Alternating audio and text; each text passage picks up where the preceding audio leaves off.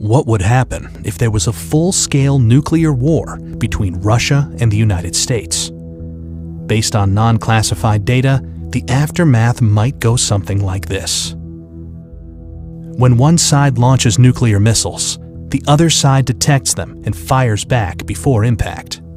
U.S. submarine-launched ballistic missiles from west of Norway start striking Russia after about 10 minutes. And Russian ones from north of Canada start hitting the U.S. a few minutes later. The very first strikes are high-altitude EMP attacks, frying electronics and power grids by creating an electromagnetic pulse of tens of thousands of volts per meter. The next strikes target command and control, as well as nuclear launch facilities. Land-based intercontinental ballistic missiles take about half an hour to arrive. Major cities are targeted, both because they contain military facilities and to stymie the enemy's post-war recovery. Some cruise missiles take hours to reach their target. Each impact creates a fireball about as hot as the core of the sun, followed by a radioactive mushroom cloud. These intense explosions vaporize people nearby and cause fires and blindness further away.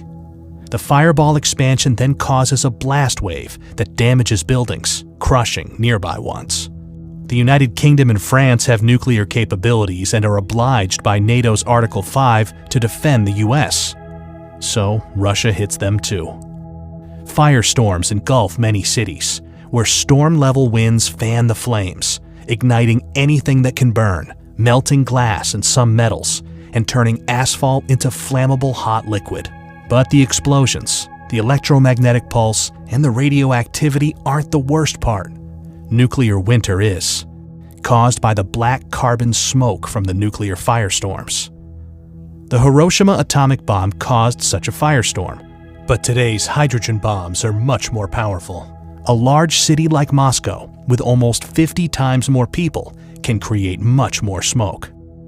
And a firestorm sends plumes of black smoke up into the stratosphere, far above any rain clouds that would otherwise wash out the smoke.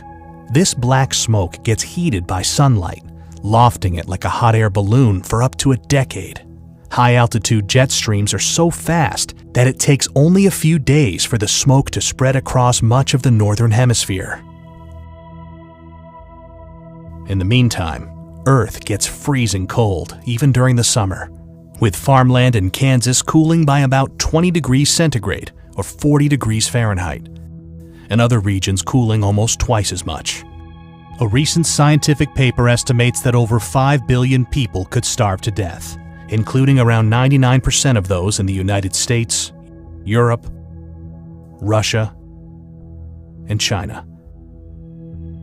We obviously don't know how many people will survive a nuclear war. But if it's even remotely as bad as scientists think, then it has no winners, merely losers.